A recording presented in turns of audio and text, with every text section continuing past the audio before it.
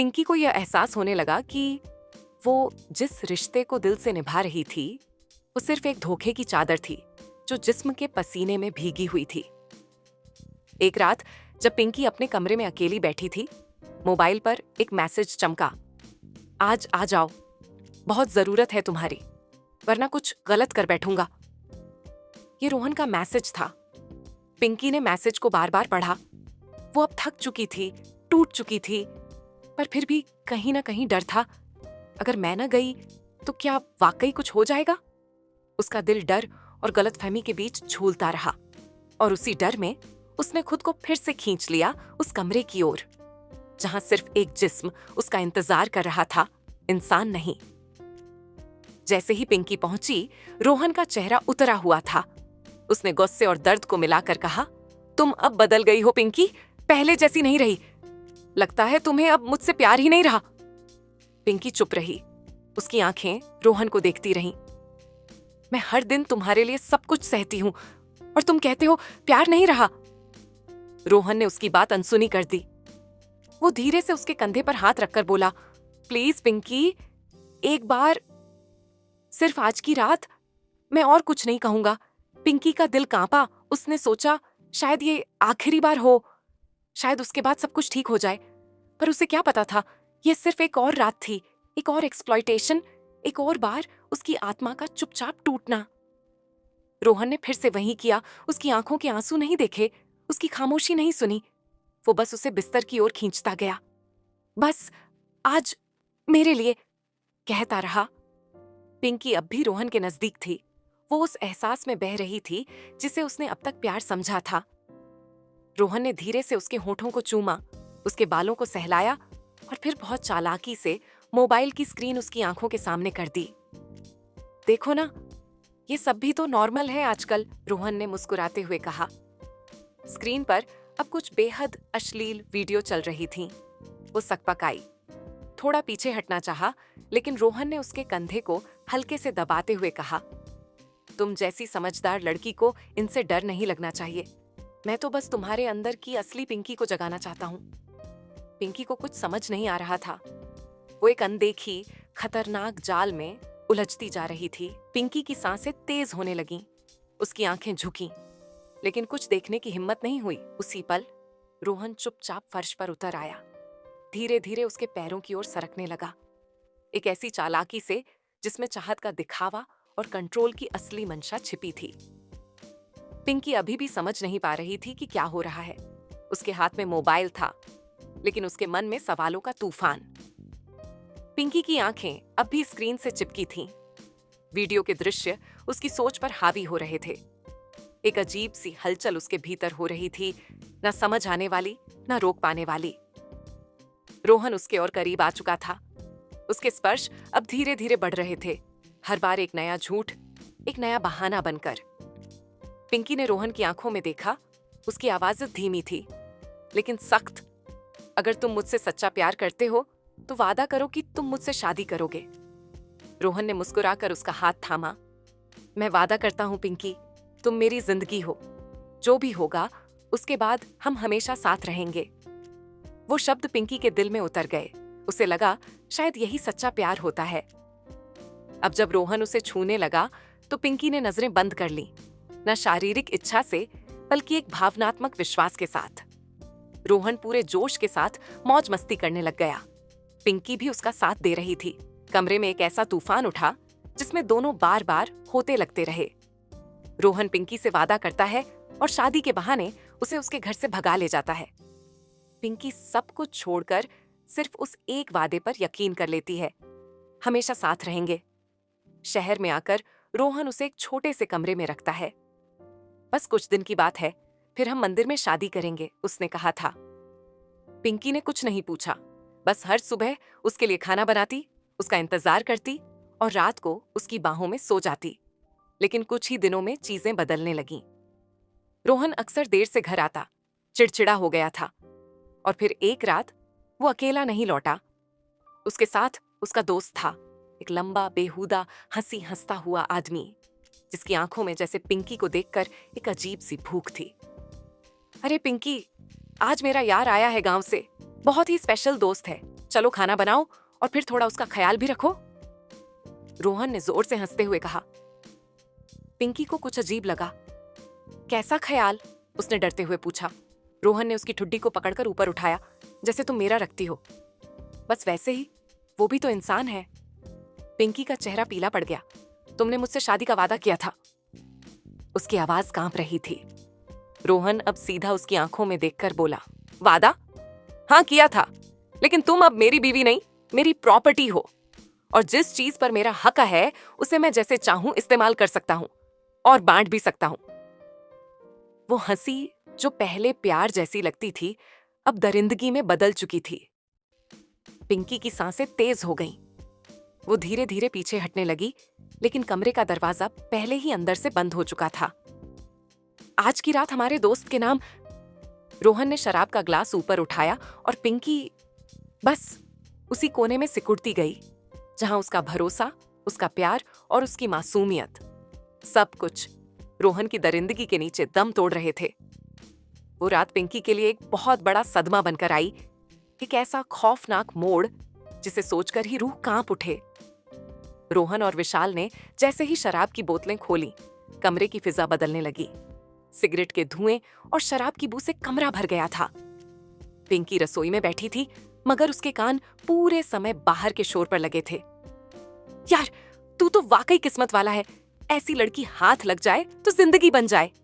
विशाल की बेहूदी हंसी गूंजी। रोहन ने मुस्कुराते हुए उसकी पीठ ठोकी। अबे तुझे बुलाया ही इसलिए है, देख आज तेरी भी शाम बनवा देता हूं। पिंकी को अब शक नहीं, यकीन हो गया था कि कुछ बहुत गलत होने वाला है।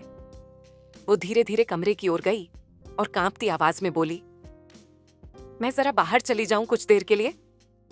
रोहन की आंखें अब लाल हो चुकी थीं, शराब और नीयत दोनों चढ़ चुकी थीं। उसने पिंकी की कलाई पकड़कर उसे पास खींच लिया। बाहर जाने की जरूरत नहीं, आज की रात खास है, हमारे दोस्त के लिए भी। पिंकी का चेहरा सफेद पड़ गया। नहीं रोहन, प्लीज मुझे जाने दो, ये गलत है। मैं तुम्हारी हूं, किसी और की नहीं। रोहन की आंखों में अब प्यार नहीं था, सिर्फ ताकत और घमंड था। उसने जेब से मोबाइल निकाला, स्क्रीन पर कुछ सर्च किया और पिंकी की आंखों के सामने थाम दिया। देख, ये तू ही है ना, गांव वाली रात, जब तू मेरे साथ थी, जब तूने खुद को मेरे हवाले किया था। स्क्रीन पर वही रात के वीडियो चल रहे थे, जिसे पिंकी ने प्यार समझकर जिया था। रोहन ने उसी को छुपकर रिकॉर्ड किया था। पिंकी का चेहरा शर्म और डर से झुक गया। ये तुमने रिकॉर्ड किया था बिना बताए? बिल्कुल। उसकी आवाज अब सख्त और बेहया थी। अब अगर तू मना करेगी तो समझ ले, ये वीडियो सीधा तेरे बाप के मोबाइल पर जाएगा। तेरी मां की आंखों में तेरा सच दिखेगा। गांव क्या, जिंदगी भर सिर नहीं उठा पाएगी तू। पिंकी की आंखों से आंसू गिरने लगे। उसका पूरा शरीर कांपने लगा, लेकिन उस कमरे में ना कोई सुनने वाला था, ना कोई समझने वाला। रोहन ने धीरे से उसका चेहरा ऊपर उठाया और फुसफुसाया, सिर्फ आज कुछ मत सोच, उसके बाद सब ठीक हो जाएगा, वरना ये वीडियो। विशाल अब पास आ चुका था। उसकी आंखों में भूख थी, जिसे इंसानियत से कोई वास्ता नहीं था। पिंकी दीवार की ओर पीठ टिकाकर खड़ी हो गई।